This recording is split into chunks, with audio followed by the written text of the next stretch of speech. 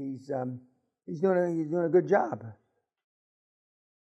And it's actually textbook. I should have written this one up. Case studies, everybody. I should have written this one up because this is, I guessed 100% of what was going to happen, not my normal 95. Every time I got to the plate, I hit it out of the park. Now I'm used to hitting home runs, but not every time I get up to the plate. But this one was just set up. That's much to his credit. He had set it up for the other owners. Now it's him. He was a good guy. He was a good CEO. He's a world-class, first-class CEO. And it just made it easy. And he listens. It's so much fucking easier when you listen. Nothing's easy. I don't want to, but it's easier when you fucking listen. And he's right. I've done this it's an exaggeration. I haven't done it many times. But I've been in over 1,000 deals, and I stopped counting. Even Irish here, meathead, the two Irish guys that got one half a brain between them. They did 1,000 deals, unless they're retarded, which possible. But you got to learn something. So everything, and his is a little more sophisticated because he's got preferred investors, he's got this, some other bullshit. But at the end of the day, it's still the same model. It's still the same model. And what's the takeaway about him, if any? Yeah. Exactly what he says. Stick to it. Yep. Yeah, he's very disciplined. First fucking thing, follow stuff. Yeah. Yeah. And now his vision of what is possible is significantly greater.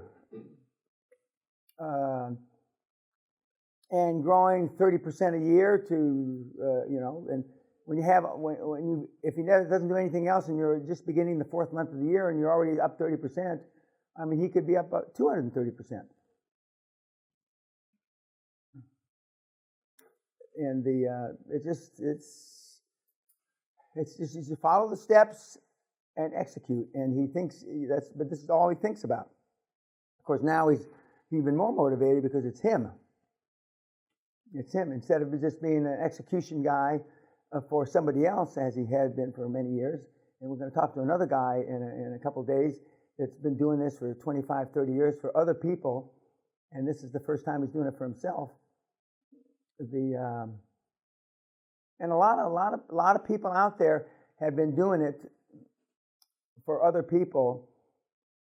If you're a transactional lawyer, you've been doing transactions all your life, and then all of a sudden, and you've seen. I know attorneys that have made billions for people, not for them.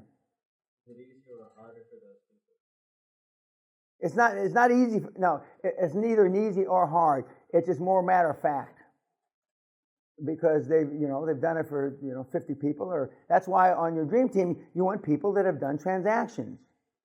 One of the guys wanted to add somebody to a dream team meeting. I think he asked about it in the Zoom call. A young guy, he's done 6 deals. He's a young guy. He's not 30. I said, I don't give a fuck if he's Einstein. No, too young, not enough deals. No. Shit, I got shoes older than 30. 30, fuck him. And the horse he rode in on the fuck. Fuck him. Because he'll make a mistake on our deal. I want him 30 or 300 deals. Then the likelihood of him making a mistake is much more remote. 6 deals, fuck. I could fuck him for practice 400 ways. I'd fuck him in the ass and he'd say he liked it when I got done with him. He didn't know anything. He didn't know shit. So you want somebody that, like somebody said, gray hair, bald, ugly, not necessarily ugly, but wrinkles, exactly. Anything else about it? He's always programming himself to listen to Well, I mean, the smart guys and gals, not that I need any ego gratification, they're listening to me all day long. And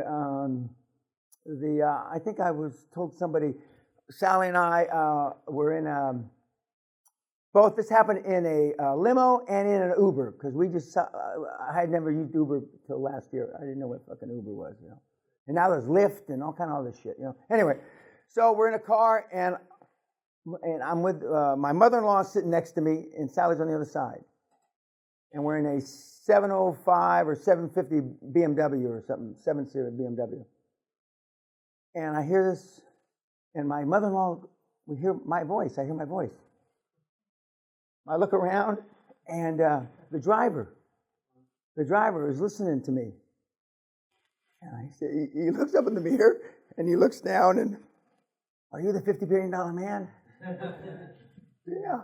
Of course, my mother-in-law says, yeah, she needs to hear this like she needs AIDS, you know, she don't want to hear this. And he says, oh, yeah, I'm listening to the second interview, Brian QLA Rose, or at the Ritz or something. And he said, yeah. And then he's taking notes when he shouldn't be writing when he's driving. He's got a notepad there, and he's taking notes, and he says, look at this. You know, I'm taking notes.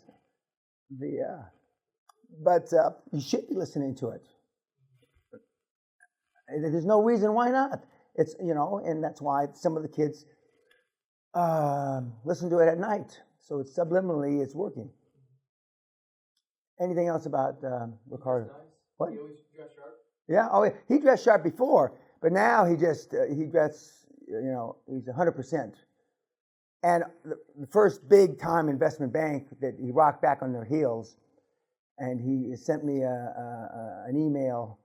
He sent Thelma, who sent it to Winnica, who sent it to Kim, and I finally got it 3 days later. That he says, when this big-time investment bank, they were just rocked. And I had him by the balls after that. And finding finance, it seems like he's talking about not where he is, but where he's going, and like seeing the positive side. Only with this team, if we had this, we could do much. Well, he's adding to the team because some of the team are going to be gone when the LBO is over.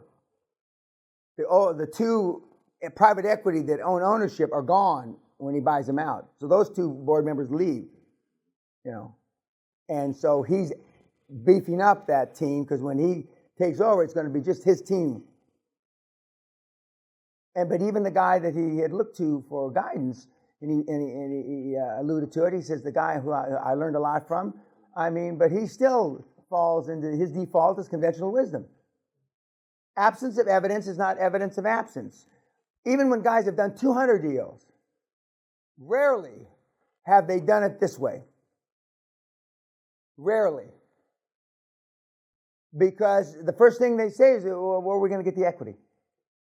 That's normally the first question when you're interviewing for board members for your dream team. That's the first question. If it's not the first, within the first three questions. Yeah, private. And but you want them to say is, yeah, I like the idea. If I can add value, I'm interested. That's what you really want to hear. If I can fucking add value, yeah, I'm very interested, or I'm interested. That means they're putting themselves forward. If I can add value. Not how much am I going to get paid? What's my honorarium? You know, how much equity? No, none of the real professionals don't even ask about money. Except in Ireland. And they want to know how much you're going to get paid that way.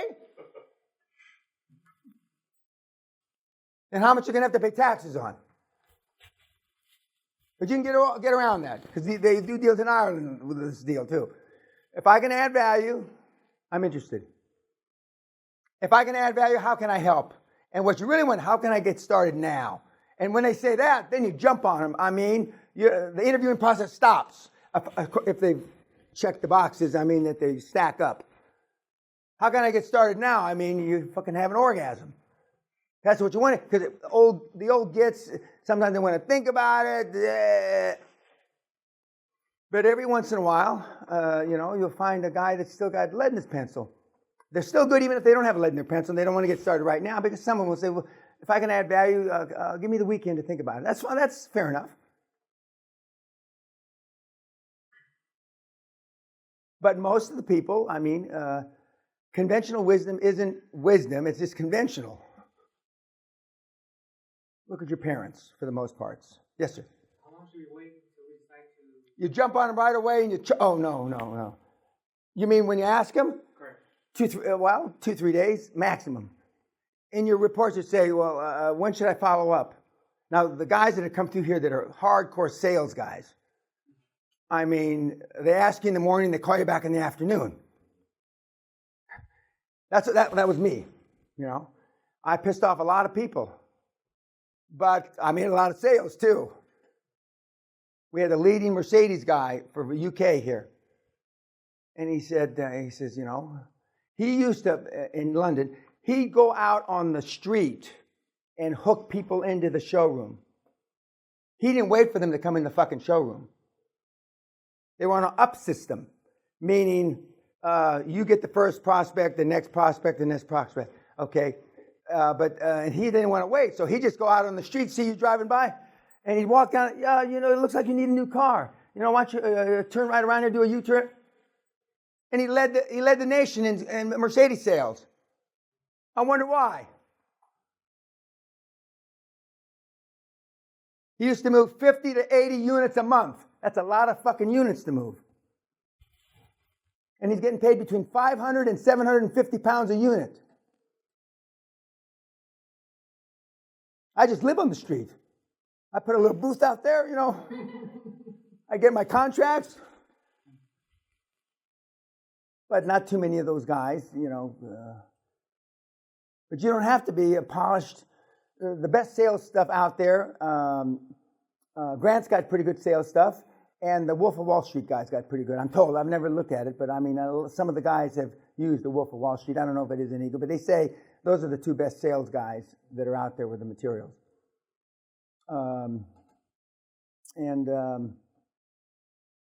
Anything else about follow the steps? Okay, YouTube, thank you very much.